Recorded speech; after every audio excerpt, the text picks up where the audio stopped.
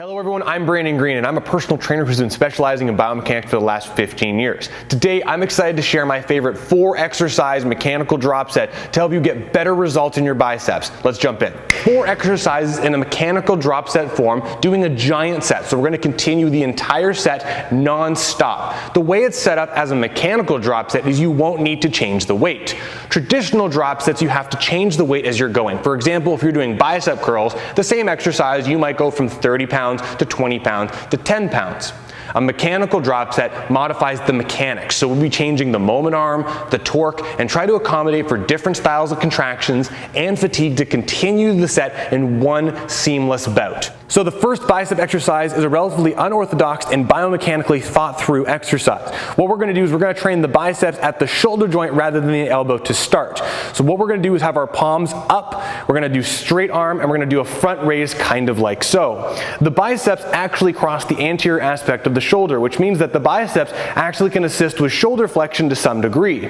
You might notice you feel your biceps sometimes when you do a chest fly, and that's because of that very reason. So start off with a mostly straight arm, bringing your hands up towards the ceiling. I would suggest just about 90 degrees and perform the front raise similar to I am right now.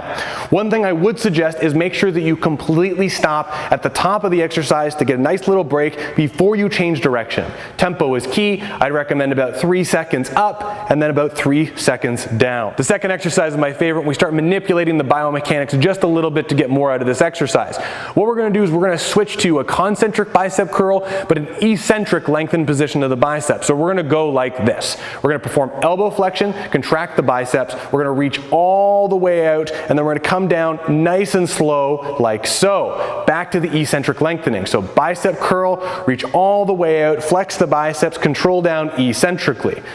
You will already start to feel that if you perform these 2 exercises in sequence that your biceps will start to fatigue and you'll get that fun burning feeling that everyone enjoys. The third exercise is now performing the traditional bicep curl, which I hate saying that. We're going to basically do a palms up bicep curl and we're going to come all the way up towards our shoulder. Now, as from a technique perspective, what I do want you to do is make sure that all the motion is happening just at your elbow joint. Don't let your shoulder move at all in this case. So try to pin your arm to the side of your body. Try to think about squishing something right in the middle of your elbow and really try to crush it. I like to think about putting a little marble in there and I'm trying to crush it in my elbow joint just like so. Try to continue this and try and do about 8 to 10 of these after those previous 2 exercises. The fourth and final exercise is actually one of my favorites, and again, it's pretty simple. What we're going to do now is from the bicep curl position, we're going to bend over just slightly and we're going to perform a bicep dominant row. So think about if you were performing a row in this position, you bring your elbows up kind of like so. What I want you to do is let your elbows go back behind you and pull your hands towards your shoulders like so,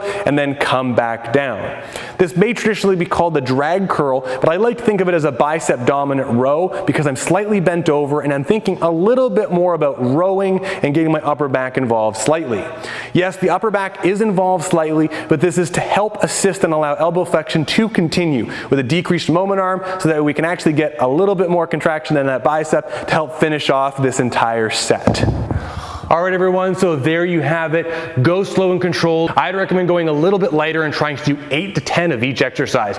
Try to do 2 to 4 sets. Try only 2 if you really haven't trained your biceps in this more aggressive manner before. But if you're an advanced lifter, try and do 4 sets and let me know what you think. Thank you so much for following along in that workout. What I'm gonna do is in the show notes below, I will leave the names of the exercises and a recommended rep scheme for you to try. The shorter rest period between each exercise will work out well, but if you extend the rest to get started, that's fine too. If you found this information useful, please like, subscribe, and leave a comment below. I'd love to hear what you think.